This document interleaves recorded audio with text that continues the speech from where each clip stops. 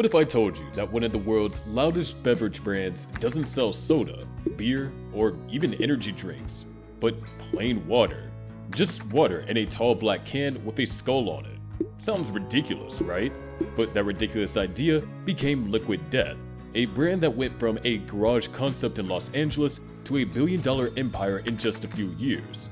This is not just a story about canned water, it's a masterclass in branding. How to turn the dullest product imaginable into a global movement by understanding one simple truth. People don't buy products, they buy identities. So how did a can of water build a $1.4 billion brand by acting like a heavy metal concert? And what does it take to make water cool? Stay tuned, because this story might just make you rethink everything you knew about branding, rebellion, and selling the most boring product on earth. But first, please do hit the subscribe button. Mike Cessario had one of those jobs that seemed way too fulfilling to end in a career disaster. He worked in marketing, designing cool ads and trailers for Netflix shows. He helped promote big titles like Stranger Things and House of Cards, which meant that he knew how to sell stories. With such an impressive portfolio, you'd think nothing could make a man discontent. So what the 41-year-old did next, though, made absolutely no sense. He left all that behind to sell water. Not a fancy vitamin drink, not flavored sparkling water, just plain mountain water in a tall metal can with a skull on it, and called it Liquid Death. You could almost hear investors laughing in the background, because honestly, how absurd could this be? Think about it. You've got Coca-Cola, Pepsi, LaCroix, Smart Water, countless startups claiming purity and hydration. To walk into that space with a can that looked like it belonged backstage at a Slayer concert? It wasn't strategy, it looked like suicide. Even the name Liquid Death sounded like something a high school band would come up with to scare their parents. But here's the twist. That's exactly why it worked. But Mike was a creative guy who noticed things others ignored, and by the time you hear the actual origin of his laughable idea, you too might become a believer. It all started in 2009 at a Vans Warped Tour. While there, Mike noticed that rock bands that should have been guzzling water were being served cans disguised as energy drinks. And that's when the light bulb went off. What if water didn't have to look healthy or clean? What if it could look dangerous? He realized something powerful. Cool isn't about what you sell, it's about what you stand against. So he put his design skills to work and drew up tall boy can designs, scribbled a few slogans, and came up with a tagline that sounded like a threat and a joke at the same time: murder your thirst.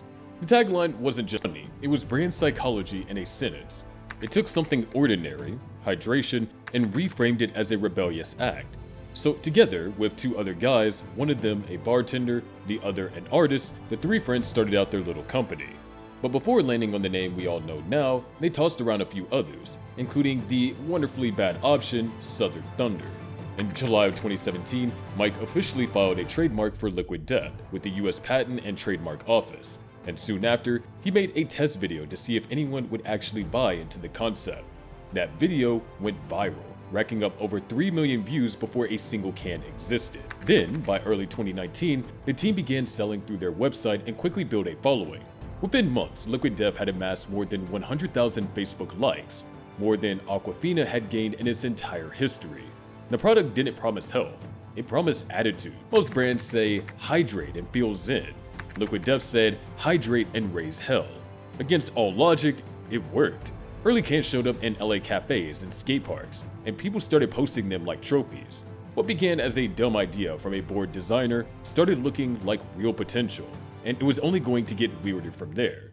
When everyone zigs towards safety, zagged towards emotion, Liquid Death didn't compete in the water category. It built a new category of rebellion. If there was ever a can made for attention, it was this one. Tall, matte black, and carrying a skull that looks like it crawled out of a comic book. Most water bottles tell you about electrolytes or purity.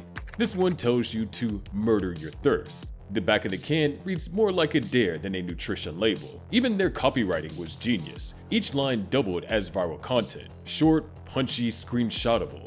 It's why Liquid Death became the influencer and not the other way around. Every inch of the design feels like an elaborate prank pulled on the beverage aisle. The typography is bold and jagged, and the copy is short and weirdly poetic. It's a perfect fit for a phone camera. One picture of that can on a table is already content.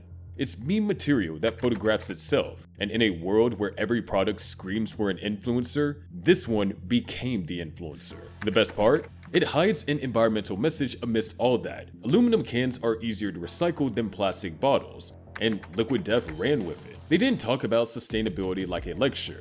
They made it sound like rebellion. Their "Death to Plastic" tagline sounds more like a battle cry at a rock show than a brand slogan. They somehow made saving the planet sound like stage diving. Yet there's something weirdly satisfying about how well this works. Once you see that skull logo, you instantly know the tone that it's meant to convey. It's not pretty in the traditional sense, but that's the point. It makes you laugh, stare, and maybe think, who on earth made this? And honestly, taking a look at Cessario himself, the creation doesn't fall too far from the creator. So what's the first thing that shocked you when you saw this can? Was it the name, the skull, or the fact that it's just water? Whatever your answer, the can did its job. And soon, that attention would turn into stories that made ad executives very nervous. The funny truth is, Liquid Death didn't just sell water. It did so while throwing a concert around. The brand's marketing playbook was more of a prank list than a corporate plan.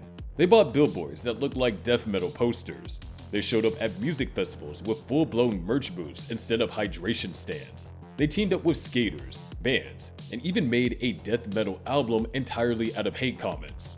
Yes, you heard that right. They turned online insults into a screaming soundtrack and sold it on vinyl. How daring. Then came the witch hex stunt, where they hired an actual witch to cast a curse on plastic bottles.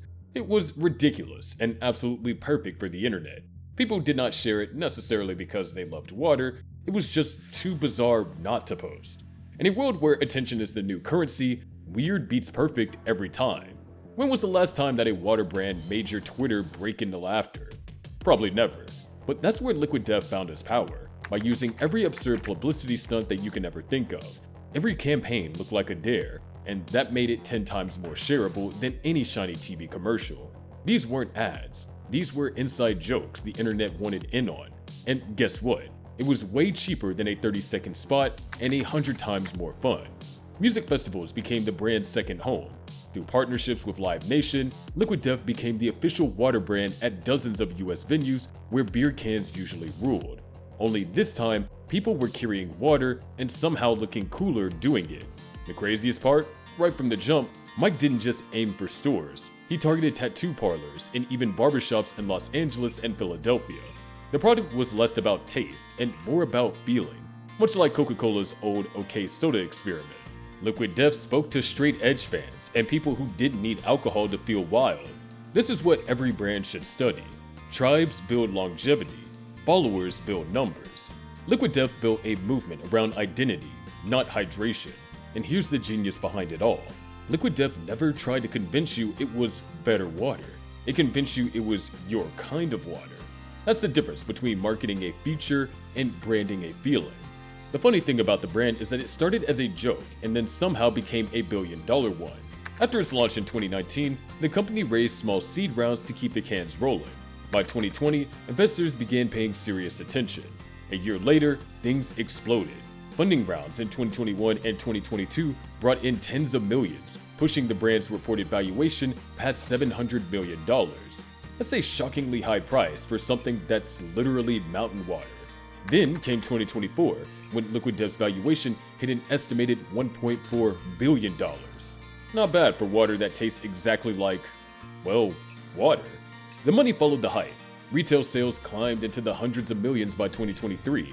The can spread from small LA cafes to Whole Foods shelves, 7-Eleven coolers, and massive supermarket chains across the US.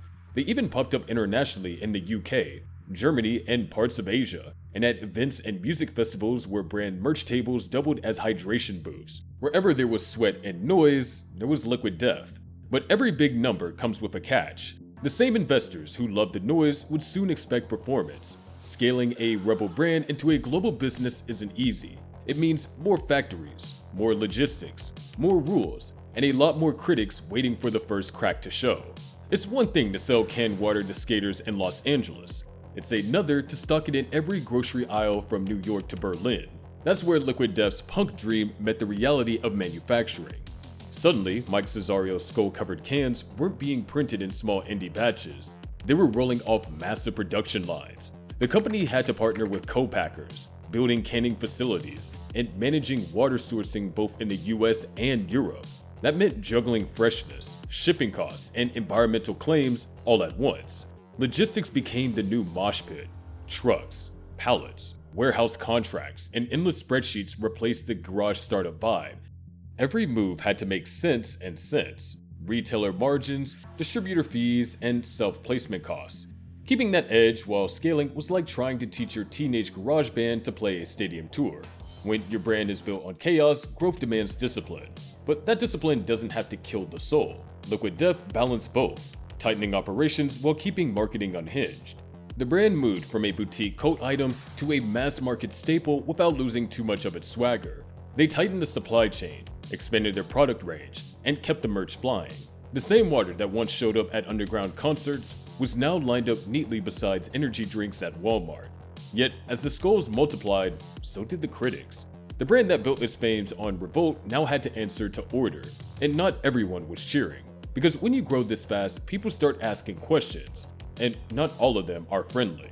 When you make a fortune selling canned water with a death logo, people are going to have opinions. Some called Liquid Death a genius marketing story. Others called it an overhyped gimmick. Environmentalists questioned how sustainable it really was. Sure, aluminum is more recyclable than plastic, but producing and shipping millions of heavy cans isn't exactly carbon-free. Others complained that the brand's rebellious tone felt more like a costume once it hit mainstream shelves. And of course, copycats showed up almost immediately. Rival brands with edgy designs, sarcastic logos, and cool cans that look suspiciously familiar. Which raises a serious question. If any competitor can copy your exact look, what keeps your fans loyal? Still, even with the noise, Liquid Death managed to keep its identity mostly intact. It was still the weird kid at the corporate lunch table. But beneath that loud confidence, one question lingered. The brand had conquered culture, but could it survive what followed? Now comes the crossroads. One path is saying go big, expand into global retail, launch new flavors, and flood more markets. That's the scale game. More shelves, more money, more corporate headaches. The other path says stay cool, sell merch, run wild events, and keep the DTC crowd close.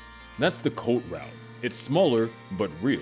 Each choice has a price. Scaling could stretch the brand thin, but staying niche could slow growth. The smartest play might be to sit somewhere in between, growing carefully without losing that chaotic edge. There's also investor pressure, whispers of IPO dreams, and big beverage companies lurking, ready to copy the vibe and undercut the price. The brand can either play arenas or keep rocking dive bars. Which path keeps the music alive though? Whatever they choose next will decide on if Liquid Death stays a legend or becomes just another brand in the crowd. Here's what Liquid Death teaches every brand builder watching this. Attention is easy. Relevance is hard. Shock gets you clicks, but story keeps you remembered. Liquid Death sold the most boring product imaginable by building the loudest story possible. They didn't sell hydration, they sold hell yeah hydration. So if a can of water can start a billion-dollar movement by acting like a rock band, what excuse do the rest of us have for playing it safe? Liquid Death didn't just sell water, it sold a movement. It proved that with the right story, even the most boring product can become a billion-dollar brand. Because in branding, rebellion isn't noise, it's positioning. If this story fired you up, hit subscribe. I've got more rebels, rule breakers, and brand geniuses coming your way. This is Born to Brand.